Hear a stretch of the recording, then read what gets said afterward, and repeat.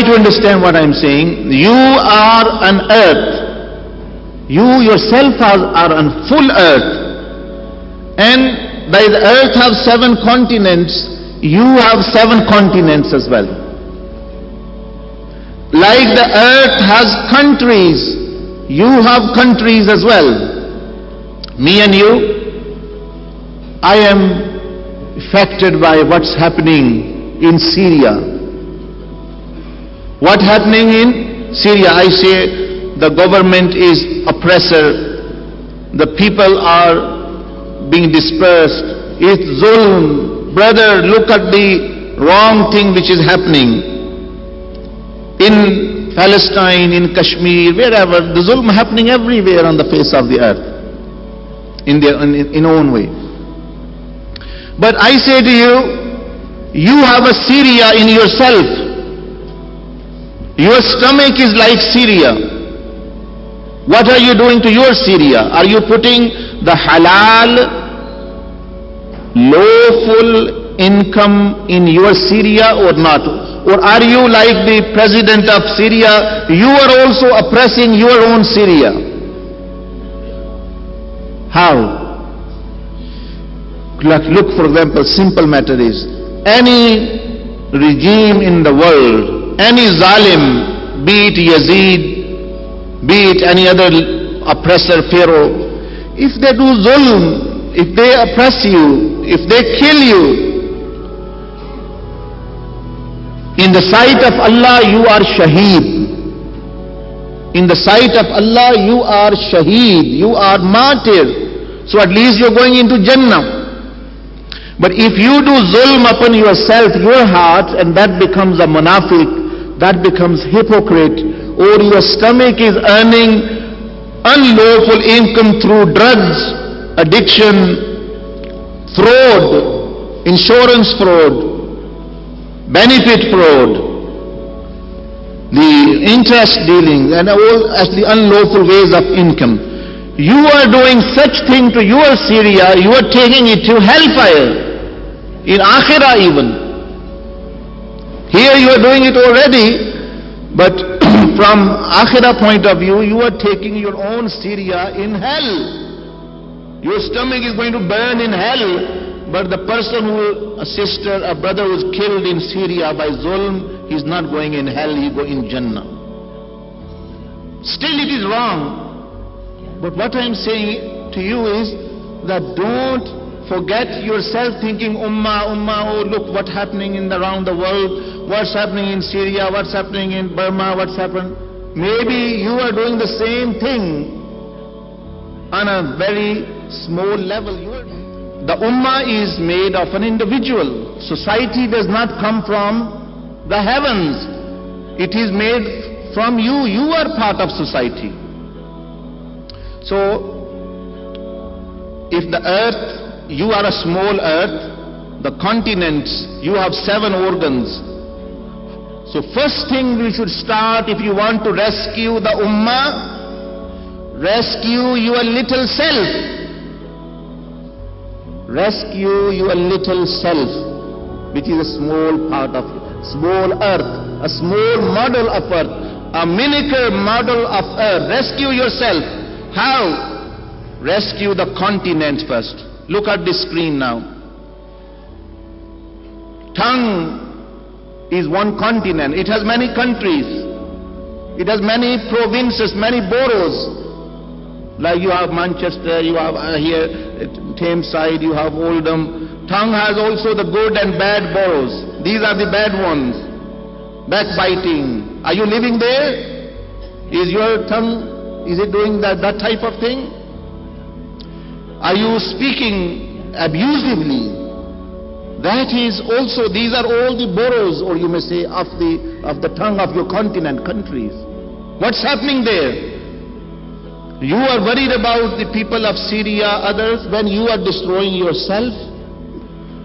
The ears, the eyes, the hands, the feet, the stomach, private parts, these are the 7 continents, and they have small boroughs or provinces. So how do you rescue who? Ummah. Who? Yourself. You are the ummah. So firstly, look at the screen.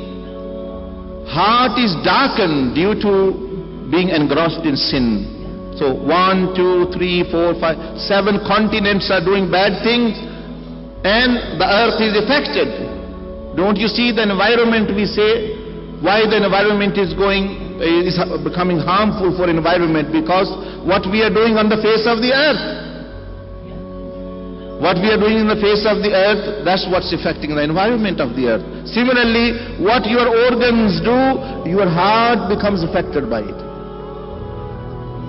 If you do good thing, yes, there is light. But because we don't stop from these sins, what is the sins? Abusive. I am abusive to my wife. Why I am talking about the ummah? Shame upon those people who are abusive to their wife, and on stage then they say, oh, we are worried about ummah, we will set up the country right, we are going to have, ask their wife what type of person they are. Similarly, the stomach. I am doing insurance fraud, benefit fraud, disability fraud, housing fraud, and all these things, and then I'm talking about the ummah. How is it possible? So that's why Rasulullah sallallahu alaihi wasallam, when he came, he focused on tazkiyah of the individual, purification of the individual. That's why that individual became Umar bin Khattab radiyallahu ta'ala. Because Rasulullah sallallahu alaihi wasallam had worked on him. He has worked on him for years and years, then that person become Umar bin Khattab. I started with this diagram, as you have seen, that your body is also like earth. The earth have 7 continents, you have 7 organs: tongue, ears, eyes, hand. You know that now. From there, the society come into existence. Individual society is going to not come from heavens and earth, is going to come made up from people. And if the individual is purified,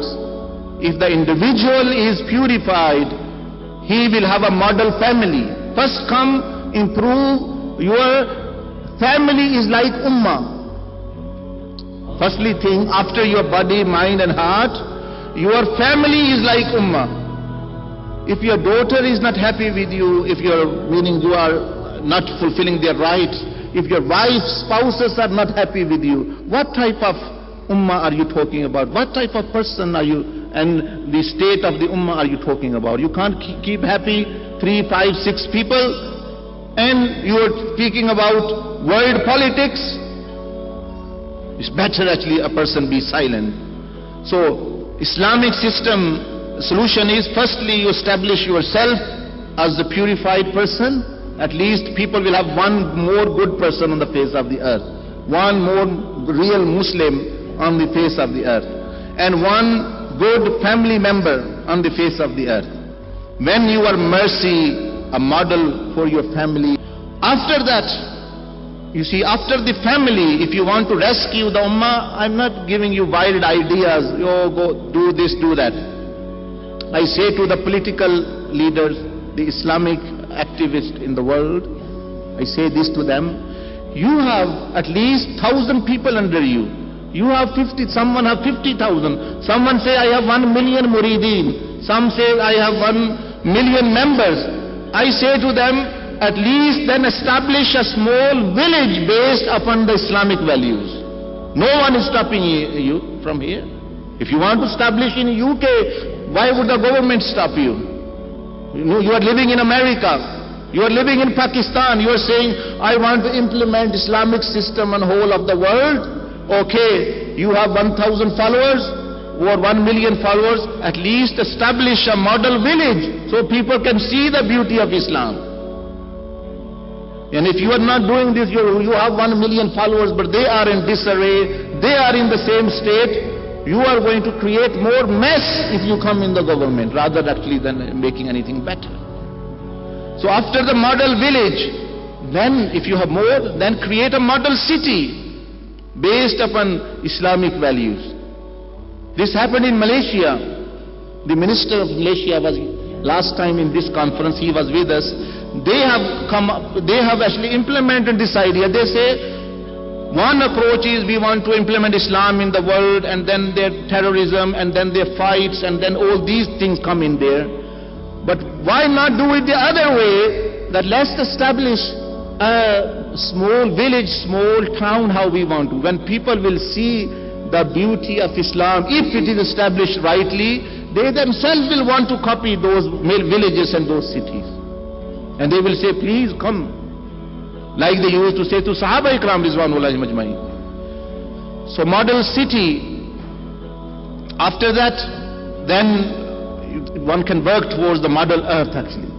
This is the peaceful way of working, things which you can do. I'm not talking about anything which is you're incapable of. Starting from yourself and your continents, working to your families, and then if you are a leader, then you have some followers. Then establish at least a peaceful village, a peaceful city. Make a model Islamic characteristic city where non-Muslims can see, like the city of Medina I was showing you. Jewish people were living, Christian people were living, Mushrikeen were living, but they were seeing the values of Islam, the Sahaba Ikram, the justice, the adl, and there. So the summary is, starting, if you want to rescue the Ummah, first you are the member of the Ummah. Rescue yourself. Then your family. Then establish a village. This is the city of Medina. This is a model of Madinatul Munawwara, the ancient time. Then the city. And then you can work towards whole of the earth. Have intention, have niyat of whole of the earth. If it doesn't happen, Allah subhanahu wa ta'ala will reward you on the basis of intention.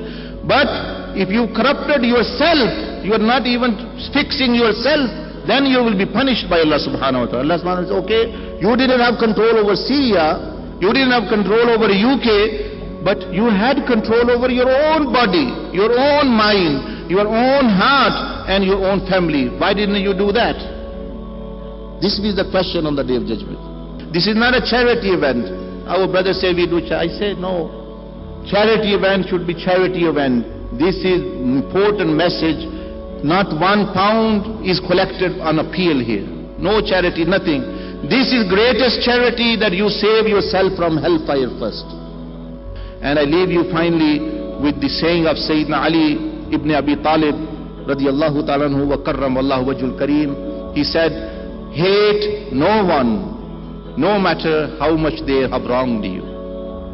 Hate no one, no matter how much they have wronged you. Live humbly, no matter how wealthy you become.